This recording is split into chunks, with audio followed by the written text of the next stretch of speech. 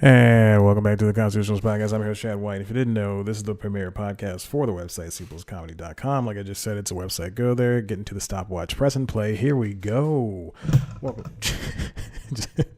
Just banged my arm on the microphone stand. Welcome back. Constitutionals Podcast. Like I said, premier podcast, website, cpluscomedy. Go there.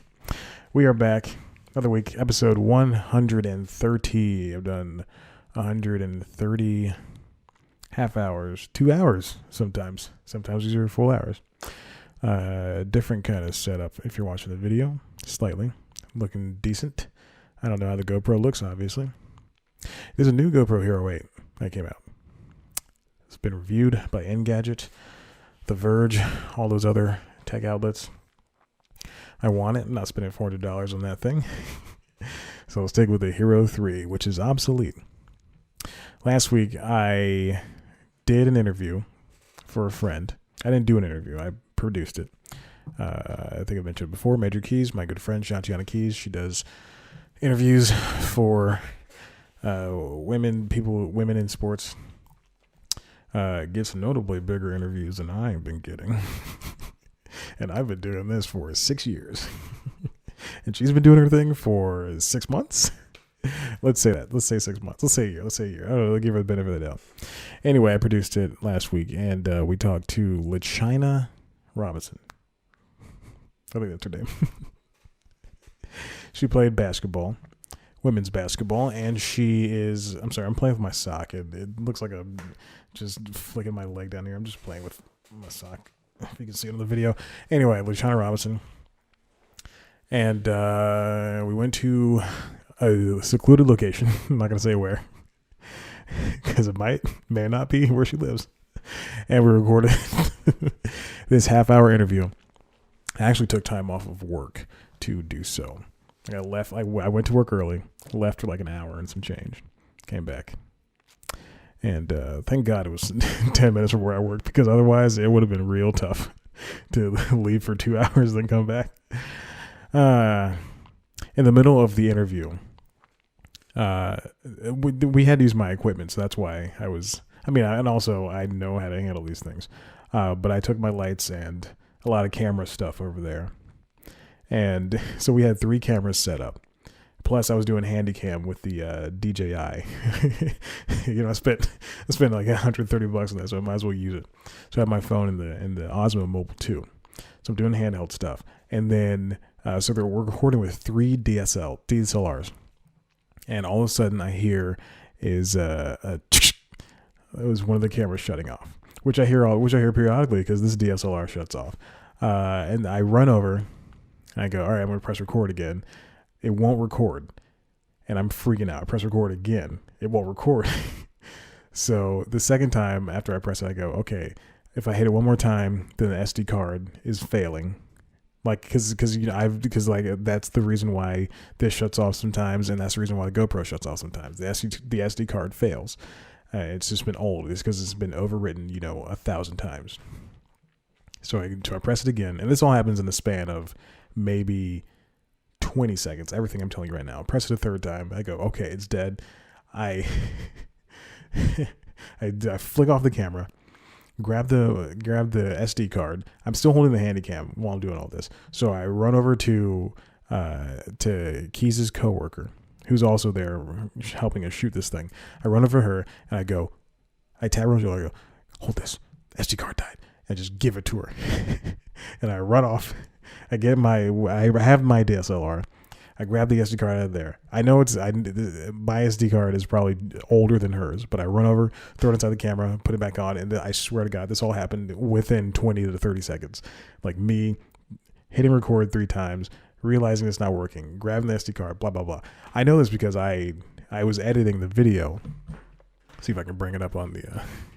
I still have it up on the camera, on the Premiere file. Still have it up. I was editing the video. As you can see, if you're watching the video, there's 4 panels inside the multi-camera editing that I was doing last night.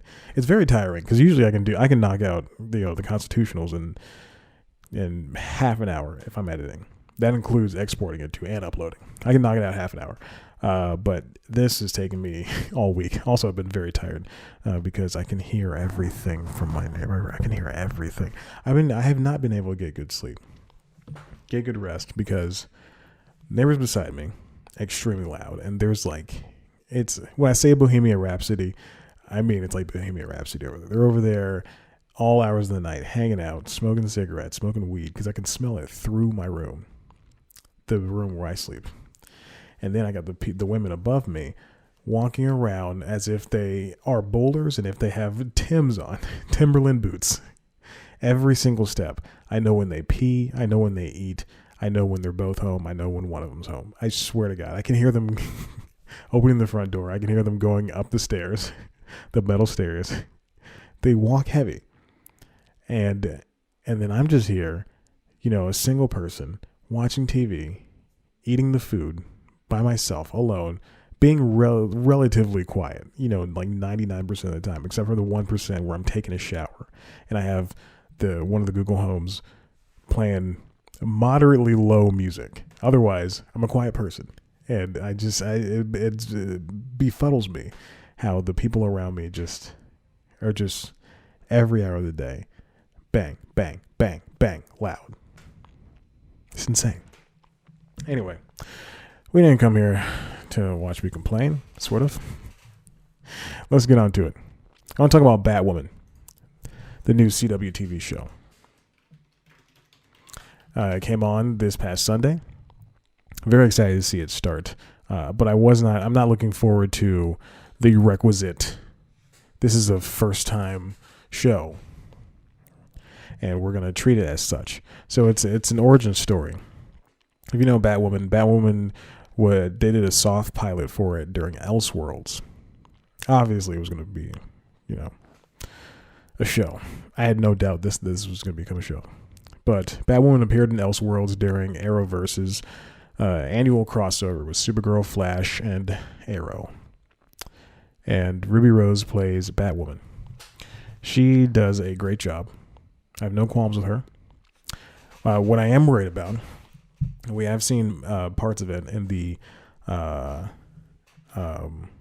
pilot, is that it's just going to be a show about a lesbian superhero, whereas it should be a show about a superhero who happens to be a lesbian. I've mentioned this before. I don't think race or gender or sexuality or anything that doesn't matter immediately, I don't think that should be important.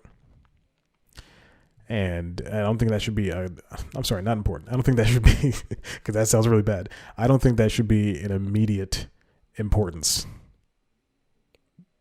It shouldn't be a trait. It shouldn't be she fights bad guys, she's a lesbian.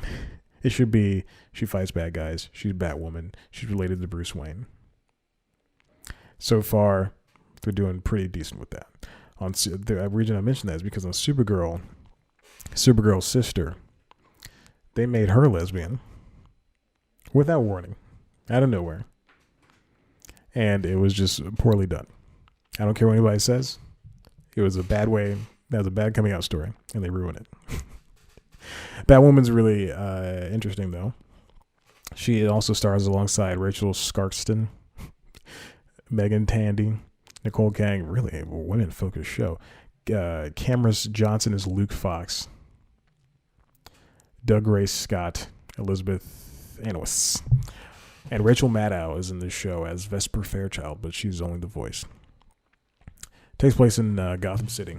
There's no Batman. Batman's been gone for 3 years. All in all, I liked it. Nice little pilot. I don't like origin stories. Really wish they could have just hopped right in there. And there's going to be flashbacks too, so it's an Arrowverse show. Every show except for Flash and Legends has flashbacks. But I can't wait to see what this show looks like next year. Because obviously they're going to be doing this stuff where they have to pay service to Batman. And and I'm so glad the show is Batwoman, because they don't have to dance around the name Batman anymore. Because that's what they had to do in Arrow. They still do it in Arrow. The first time we heard Batman was when we heard Bruce Wayne in Supergirl, and that was just by name. And the first time we heard Clark Kent, Superman, was just awe-inspiring, even though it was played by a guy that they hired a face of instead of a body. You heard what I said. They hired a face instead of a body. But Batwoman's very fun. I can't wait to see, again, in a year, I think this show's going to be fantastic. Black Lightning came back as well. And that show really just... here's the line of where it crosses between being it's a black for the sake of black. It's coming from a black guy. All right, let's move on to one thing before I take a break. This comes from The Verge. Netflix's Irishman is heading to Broadway, but it's not going to theaters. Now, I've talked about this before. Netflix and streamers, Netflix, Amazon, Hulu. If you want your movie to be considered for awards, such as the Academy Awards, Oscars, then you need to put them in theaters for a certain amount of time, or for them to go to film festivals, like the Cannes Film Festival. I wonder if you can hear this chair squeak, because it is so loud. Here comes Netflix's surefire Oscar winner, The Irishman, Martin Scorsese. His next very white movie. Major theater chains. It was written by, excuse me, I always have to mention the writer, Nick Statt. 3 T's in that name. Statt. Good for him. So, The Irishman is probably going to miss theaters. It's probably going to miss major chains like AMC and Regal. So instead, the company intends to screen it ahead of its streaming debut on November 27th at Broadway Theater. It's going to be shown at the Schubert Organization's Belasco Theater in New York City, making it the first movie screening for the 112-year-old institution from November 1st to the 21st. November 1st to December 1st. It will follow a standard Broadway theater schedule, which means 8 screenings per week spanning Tuesday to Sunday, with matinee showings on the weekends. Netflix intends to install modern screening equipment for the 1,016-seat theater, so it can properly show the film. Scorsese is talking about how they lost theaters in New York City. No. Anyway, like I said, bigger theaters are refusing to show it because Netflix does not generally play nice with them, which is a shame because I understand where Ted Sarandos and his team are coming from, that movie theaters are dying and ticket sales are losing, 2, 3, 5, 11% every year over year. But the fact of the matter is there are too many big people, too many big boys. I don't want to gender it. Too many big boys that still run everything. Like, I wouldn't want to make a new headphone and say there's an ad for Beats Power Beats Pro, which is the only headphone I want right now. Truly. Oh my God. Gosh. Too bad I have an Android phone. But what am I saying? But if I was going to make a headphone, I wouldn't come out and say Beats sucks, because I don't think that's the case anymore. I know Beats was trashed upon because of how they included. I think they changed their procedures now, but they included cheap hardware and just sold it. Sold the headphones with the name Beats. But now I think everything's premium. Anyway. It's neither here nor there, but I wouldn't talk smack about JBL or Beats or even Skull Candy, because those are the companies that have been around the longest, and then put out the Chatiums. The Chatiums, which is a very bad headphone. It's held together with gum and tape, and it only works in one ear because there's only one bud. It's one earbud. like the single earbud you got with old phones, like Nokia phones, flip phones. Look it up, kids.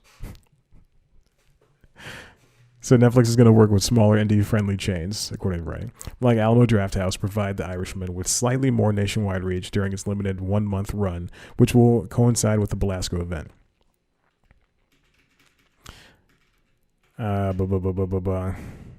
So this is obviously going to allow them to qualify for the Academy Awards, because I think you have to be 90 days. 90 days. You have to be inside the movie theaters for 90 days. Standard Hollywood practice is that producers and studios agree to theater chains' exclusivity agreement that dictates a certain amount of time, typically 90 days, before a movie moves from silver screen to streaming platforms. So it's probably you have to be in theaters for a month, and then 3 months your movie's on the platform. But what Netflix is doing is they say day and date, you can watch a movie at home, or you can go to the theater and see it. But why would you go to the theater and see it? Exactly. But Roma, that's how people saw Roma in theaters, and that's how it was suggested you go see it. I always meant to watch Roma. Never did. Never will. Not in the mood. I was on the cusp of being in the mood, but I'm not. I will never watch that movie, probably. So there we go. The Irishman is going to hit Broadway before even it's a real theater. It's a shame that this is like this. Hey, listen, let's take a break and come back. Stuff. Well, I'll go back to the Constitution podcast. This is a nice, solemn, lonely break for me. Just really quiet. Hey, let's talk about this. Let's talk about more podcasting. Last week I talked about how you would never make money in a podcasting format. And now I want to talk about LUMINARY, the podcasting company. The company that I reported on News Time.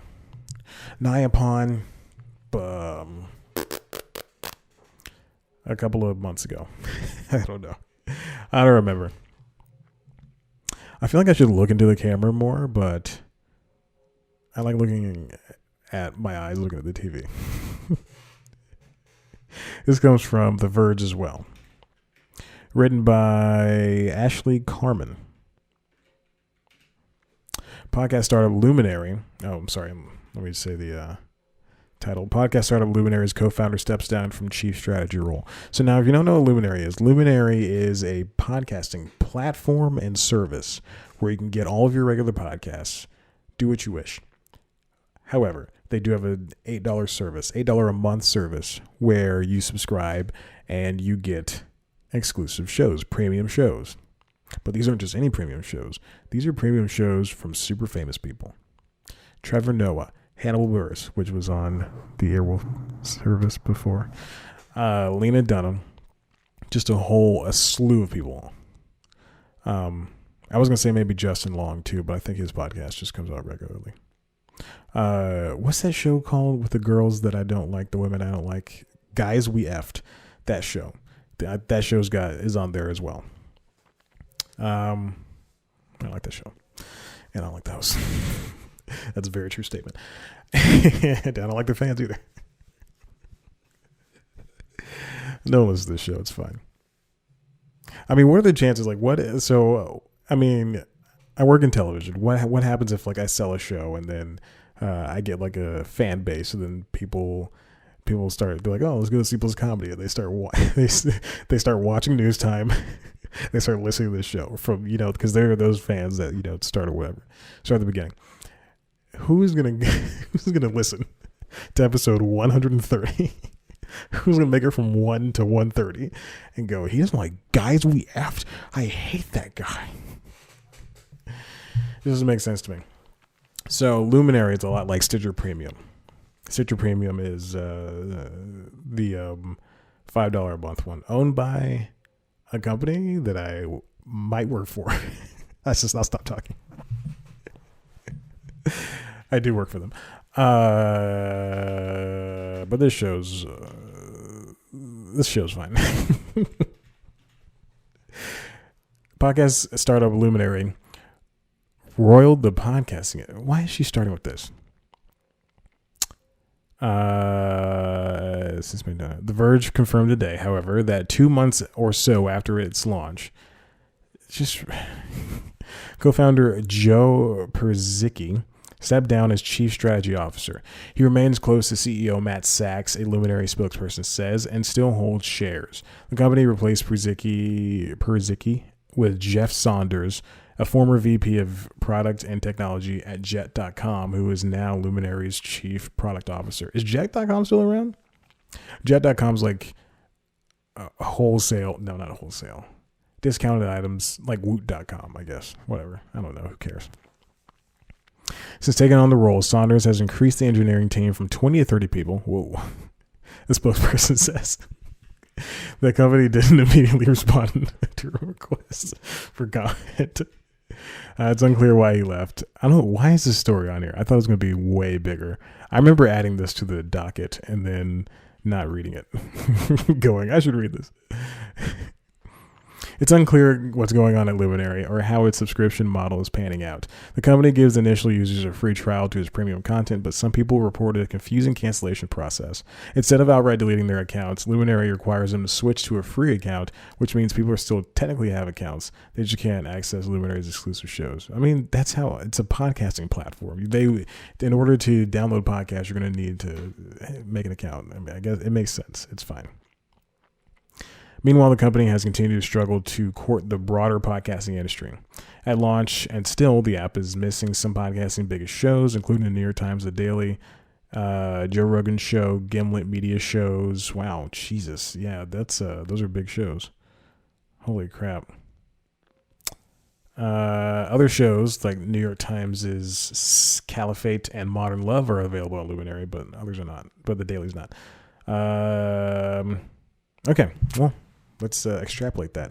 So that's important, it missing those big shows, because you have to, for a podcast player, in order for a podcast player to access your show, the owner has to opt in to allow that to be on there. They have to hook up their RSS feeds. Not hook it up, but input their RSS feed, apply to the Luminary. So let's look like this: application process for iTunes or Apple Podcasts, excuse me, is that you get your RSS feed for your podcast. You get a podcast provider or service.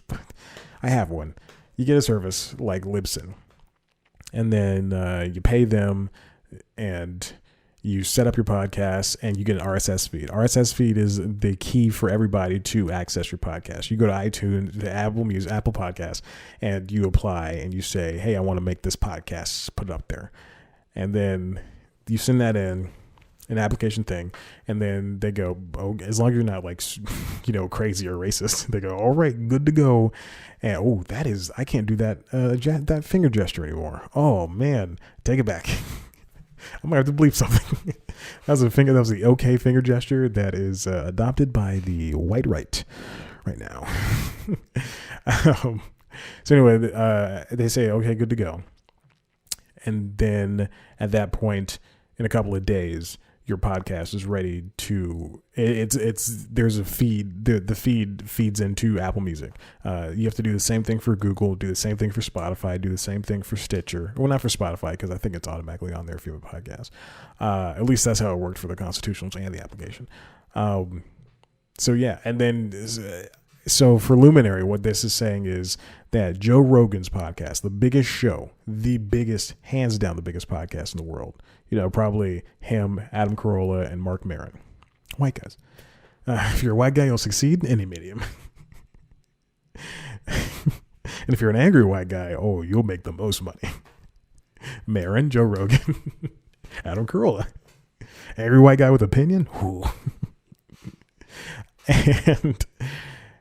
And if those shows are on there, if Joe Rogan's show is on there, then he's saying that he doesn't want that service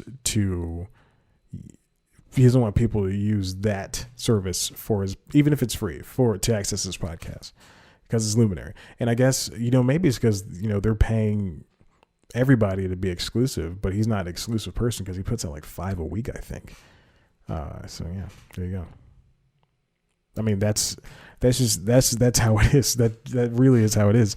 And Luminary, for it to come out and say, we're going to be this new podcasting platform that everybody's going to use, and for it not to even have 3 out of hold on, the biggest New York Times show, or even Gimlet Media, which is one of the oldest running, if not the oldest running podcast companies.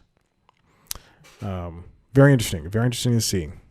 I can't believe that they don't have big shows still. Because that was an issue when I wrote that episode of News Time several months ago. Kiss in the mic. And finally, Famies. Oh, this is what I wrote in the thing. I'm going to read you the description of what I wrote in the thing. But you can see it.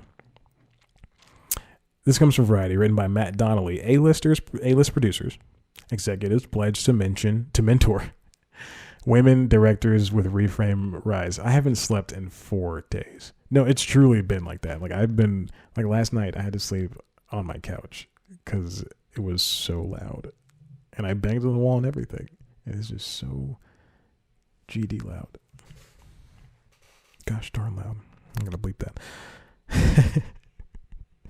A group of A-list producers and executives are combating Hollywood gender inequality in a pledge to mentor women directors in the middle of their careers. That's a time when, at least one prominent study suggests, they disappear from show business entirely. Reframe Rise, an initiative of Reframe, the parody organization run by Women in Film and Sundance Institute, I know them, is a pilot program that will pair 8 female directors with advisors who will identify job opportunities, refine creative pitches, and sharpen participants' business acumen. Sue Kroll, Stephanie Allain, Michael DeLuca, Poppy Hanks, Paul Fahey, and Bruna Papandrea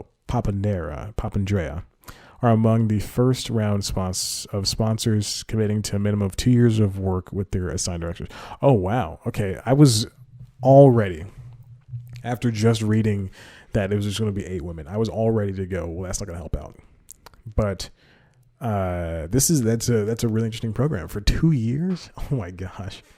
Even if they only manage to land, TV shows and 1 movie in lieu of 2 movies and several TV shows. If it's just TV shows and whatever, who cares? This is great news for the industry. It's really, really, really compelling to see that. However, it's really compelling to see this compared to, writers, the writers that we talked about. This is actually doing something versus an inclusion writer that's not doing anything. Or talking about it is not doing anything. You know what I'm saying? This is really putting your money where the mouth is. I wholly endorse this.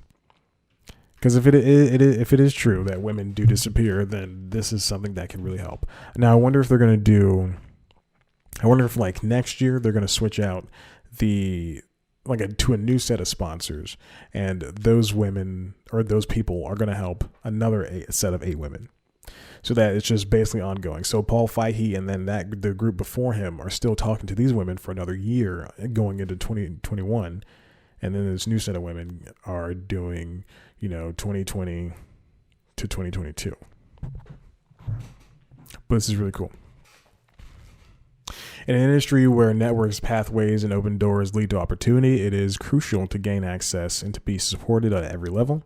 And that requires a community-wide commitment. Allison Emilio, director of Reframe, says, she tells Variety. Trying to forge more sustainable careers for women directors is the 3rd measure taken by Reframe since its 2017 inception. Wow, and they're already doing this? It kicked off by creating a credit stamp for audiences that guarantees film and TV shows were made equally by men and women. The group also created a 14-step, quote-unquote, cultured toolkit to help major media companies and smaller studios fundamentally change hiring practices and identify blind spots to inequality. The RISE program seeks to address the issue of talent pipelines. Yeah, this is very interesting. I'm glad this exists, because you hear about, someone goes, I'm like, it was like, they'll talk about a TV show or a movie and they say it was just me and my friends, we got to do this for 4 or 5 years and it was great. And then you look at the crew, the people who produced it, the writers, the actors, and it's mostly white, mostly male. And, you gotta be taken aback and go, your friends are mostly white. Like, yeah, of course you had fun. They all look like you. Scott and Steve and Bill and Adam. Just had a bunch of white names. The role of director is targeted as a powerful space for change, not simply because of its visibility and creative autonomy. The director of a film is often charged with hiring other prominent department heads and key talent. They reference the Annenberg Inclusion Initiative, a bunch of other stuff. This is great. Ooh, let's look at the people. The inaugural class of RISE sponsors includes Stephanie Allen, Carolyn Bernstein, Nicole Brown, Paul Fahey, Eric Fahey. Keep going, Chad. Poppy Hanks. I wonder. Nope, probably not.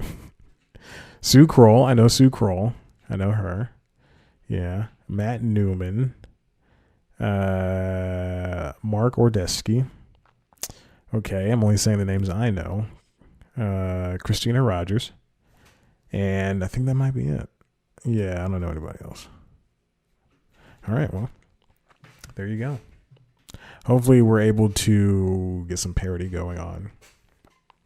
Although, and this is gonna receive a little bit of pushback, whenever I get those fans and they listen from episode 1 to episode 130.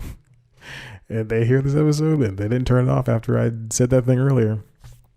But, hiring women or somebody, or person of color, just for the sake of doing it is not going to do you any favors. Get people who fit the job well. Don't just hire a woman just to check off a box. Don't just make a show black because you can. Just because, black. There you go. That doesn't help anybody. It doesn't make anything look good. And if it turns out bad, it's worse because you did that. So, and I know good and bad aren't, and excuse the term, black and white. I know there's, I know there's like a whole, just like there's a whole spectrum of gender. There's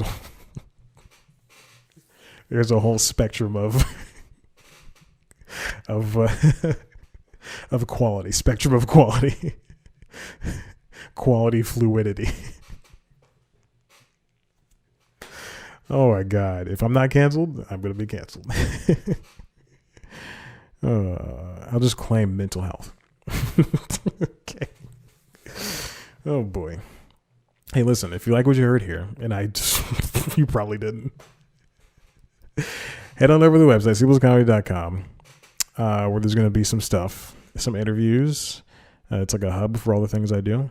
I'm doing an interview in an hour and 13 minutes with one of the stars of the NBC show Perfect Harmony. His name is Gino Seegers. You'll probably see that interview.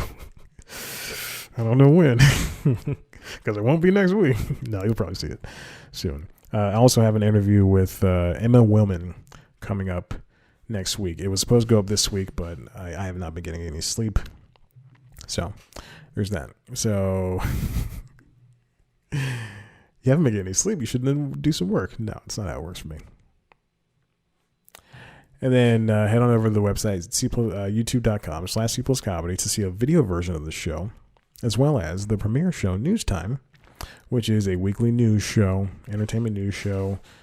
And it's like the Daily Show, less funny. Do a different topic every week. This week I did how the NBA relates to Hollywood and what NBA players do in Hollywood. I did a very elaborate cold open. That is a reference to the Aaron Carter song, That's How I Beat Shaq.